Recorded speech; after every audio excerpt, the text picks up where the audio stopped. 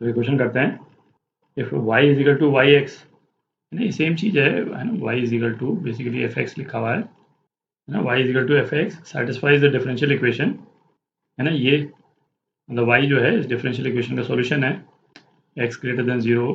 अच्छा y 0 क्या दे रखा है, √7 के बराबर। तो y 256 की वैल्यू निकालनी है अपने को। तो बेसिकली जो y फंक्शन है वो निकालना है। अच्छा इस क्वेश्चन को देखें, है ना, बेसिकली इंटीग्रेशन का क्वेश्चन हो गया है। तो ठीक है, इसमें तो वेरिएबल सेपरेट करके ही दिए हुए हैं एक तरह से। ये जितने एलिमेंट्स हैं सारे के सारे x के टर्म्स में हैं, तो वेरिएबल सेपरेशन तो वैसे ही हुआ हुआ है, इंटीग्रेशन करना है बेसिकली। तो इसको रीअरेंज करके लिख लेते हैं अपन, क्या है, 8√x इंटू √9 प्लस √x।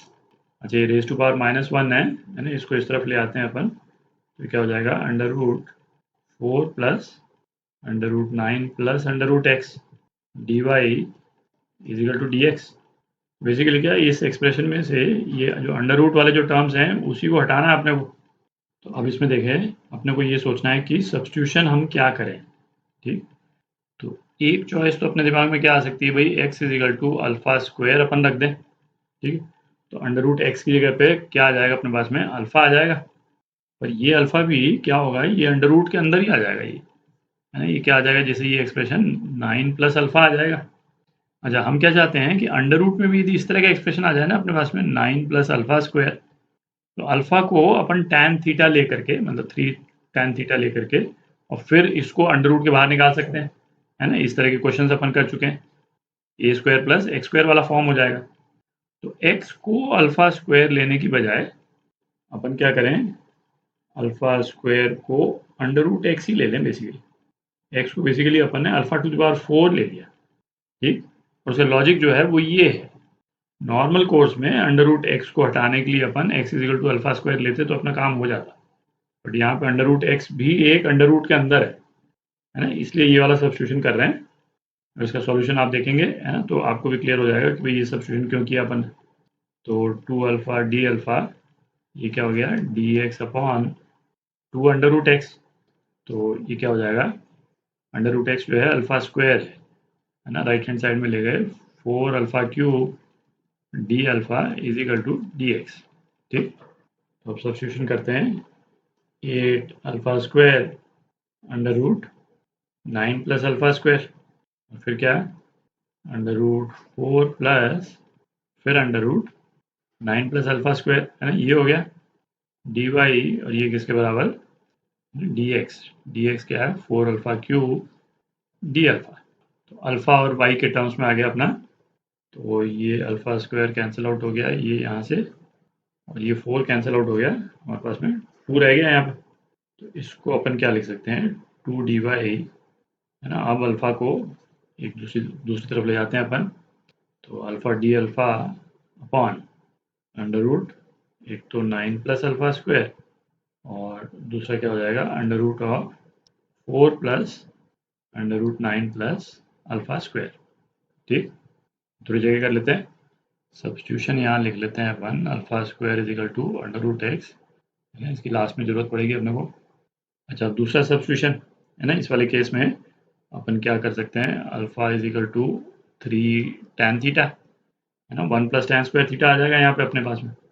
तो ये क्या हो जाएगा, और डी अल्फा ये क्या हो गया, 3 sec square theta d theta.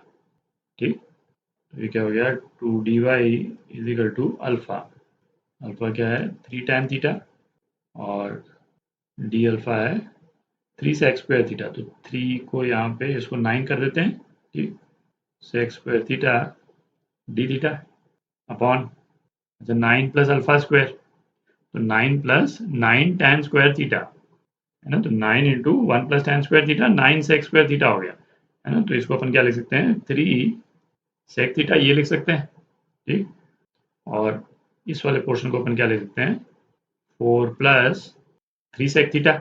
ठीक, 3 sec थीटा, तो ये इससे कैंसिल आउट हो गया, यहाँ 3 आ गया, और 1 sec थीटा कैंसिल आउट हो गया। तो ये अब आप देख सकते हैं, है ना, काफ़ी सिंप्लीफाई हो गया ये। ऊपर tan थीटा sec थीटा आ गया, जो कि sec थीटा का ही डिफरेंशियल है, तो एक और सब्स्टिट्यूशन अपन कर लेंगे, k is equal to 4 plus 3 sec theta. तो डी के जो है वो क्या आ गया, 3 sec theta tan theta d theta. ठीक, पूरा न्यूमरेटर ही आ गया, थोड़ी जगह कर लेते हैं। तो ये क्या आ गया, 2 dy is equal to d k upon under root k, है ना, सिंपल सा इंटीग्रल हो गया। अब हम इसको इंटीग्रेट कर देते हैं। तो ये क्या आ जाएगा, 2y is equal to twice under root K plus C. जब सी की वैल्यू निकालनी है अपने को क्या दे रखा है, x इज इक्वल टू 0 पे y जो है वो अंडर रूट 7 है। तो x इज इक्वल टू 0, है ना, k को x के फॉर्म में नहीं लिख रहे हैं, है ना, काफ़ी लंबा चौड़ा फिर लिखना पड़ जाएगा। k की वैल्यू ऐसे ही निकाल लेते हैं अपन, x इज इक्वल टू 0 डालेंगे तो अल्फा 0 हो गया। अच्छा, अल्फा 0 हो गया तो अल्फा 0 जो है वो 3 tan थीटा, तो थीटा भी 0 हो गया। ठीक, तो थीटा 0 हो गया तो k जो है क्या है, 4 प्लस 3 सेक थीटा, थीटा 0 तो सेक थीटा 1, तो k जो है वो क्या हो जाएगा, 4 प्लस 3 7।